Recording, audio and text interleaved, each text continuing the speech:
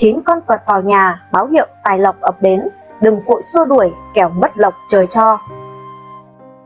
Thưa quý vị và các bạn, có bao giờ bạn chợt thấy một con vật lạ bất ngờ xuất hiện trong ngôi nhà của mình mà không rõ vì sao nó lại đến? Dân gian xưa vẫn thường nói đất lành chim đậu, bởi lẽ các loài động vật luôn có một giác quan nhạy bén hơn con người, đặc biệt là trong việc cảm nhận từ trường, vận khí, năng lượng tốt, xấu của một vùng đất. Từ góc nhìn phong thủy tâm linh, có những loài vật nếu đột nhiên xuất hiện trong nhà bạn không đơn thuần là chuyện ngẫu nhiên, mà có thể là dấu hiệu cho thấy tài lộc đang gõ cửa, vận khí đang chuyển mình và quý nhân sắp sửa xuất hiện. Điều quan trọng là bạn có đủ tinh tế để nhận ra những dấu hiệu ấy hay là không.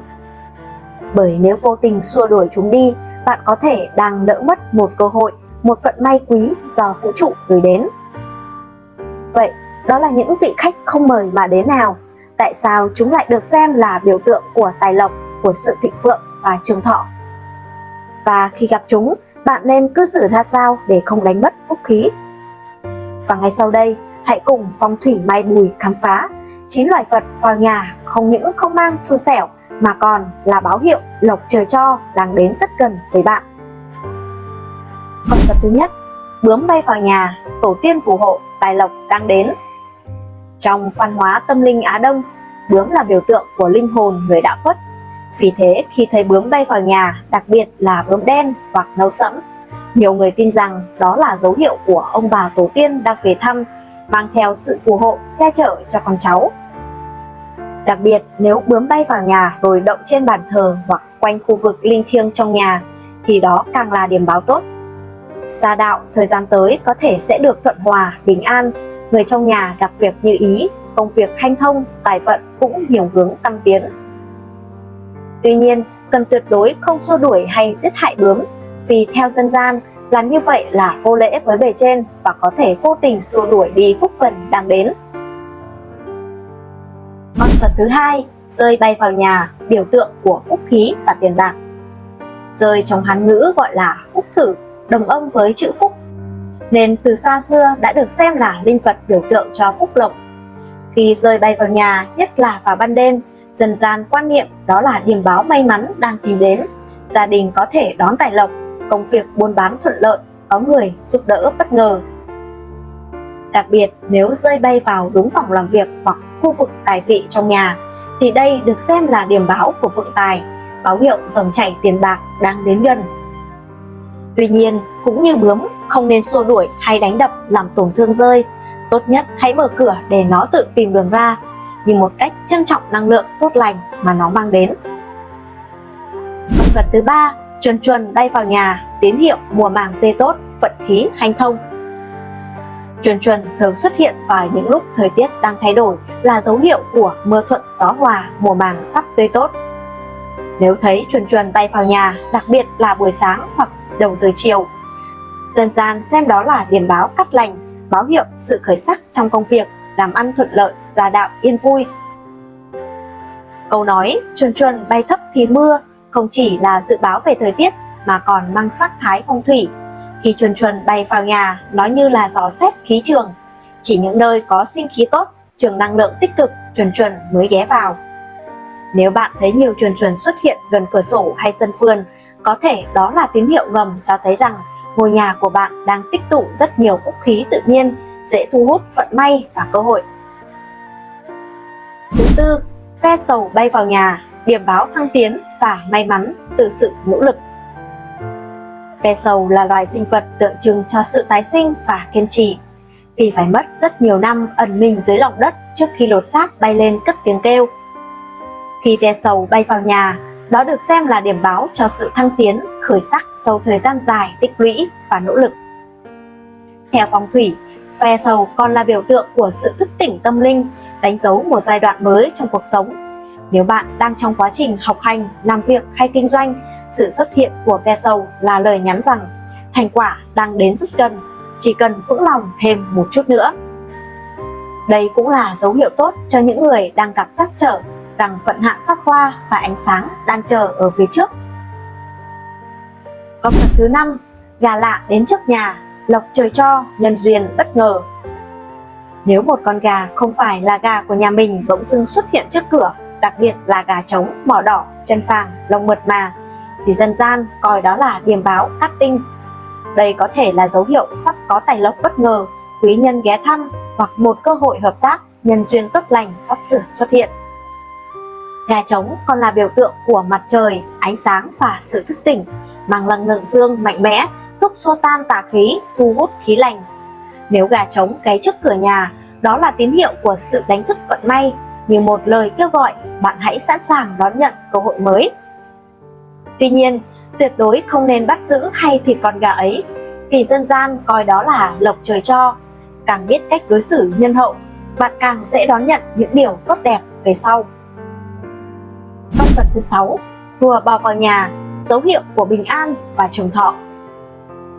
Rùa là một trong tứ linh trong văn hóa phương Đông, long, lân, quy, phụng, đại diện cho sự trường tồn và điểm lành.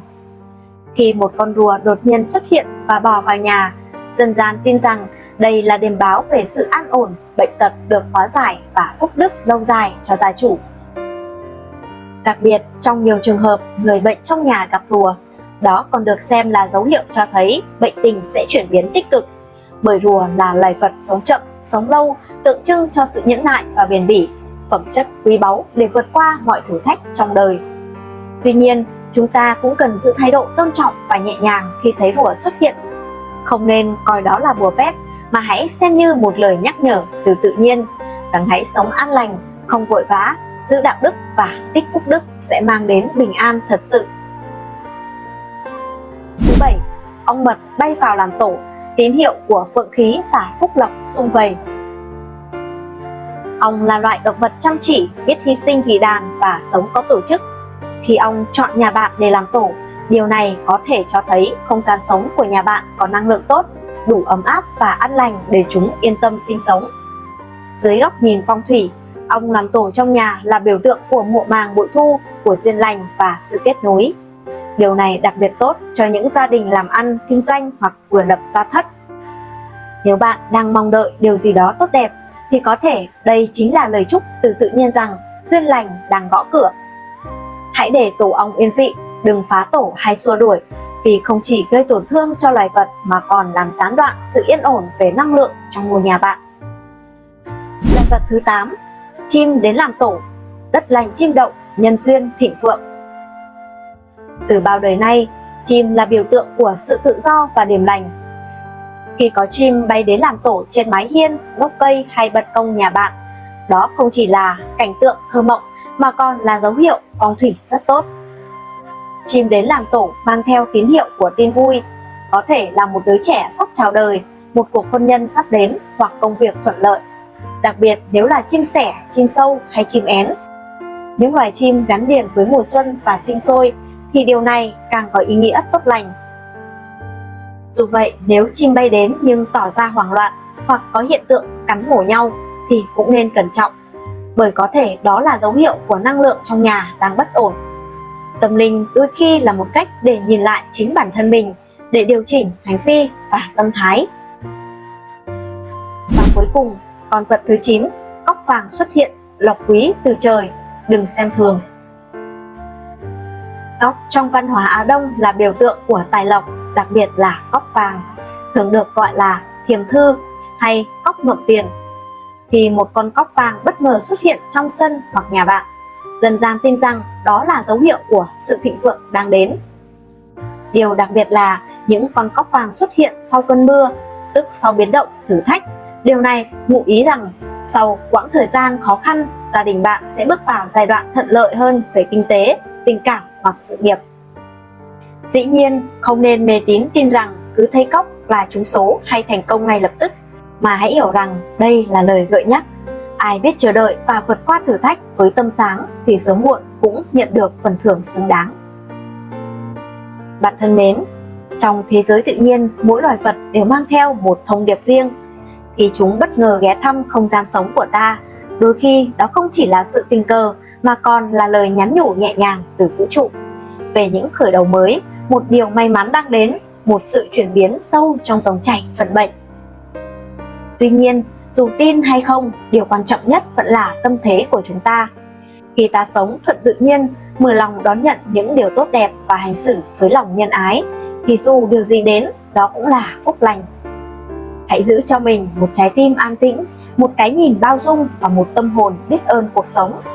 Bởi đôi khi, lộc không phải đến từ tiền bạc, vật chất, mà đến từ sự bình an, thuận hòa trong gia đình hay những cơ hội vô hình đang dần mở ra phía trước. Cảm ơn bạn đã dành thời gian quý báu của mình để lắng nghe hết video này. Nếu thấy video hay, hữu ích và có tính ứng dụng thực tế, hãy ấn nút thích và đăng ký kênh Phong thủy Mai Bùi để không bỏ lỡ những video mới nhất tiếp theo. Hoan nghênh bạn để lại bình luận, chia sẻ những suy nghĩ của mình hoặc đặt câu hỏi để chúng ta cùng thảo luận thêm nhé. Xin chúc quý vị và gia đình luôn mạnh khỏe, thành công và bình an trong cuộc sống. Hẹn gặp lại quý vị trong những video tiếp theo.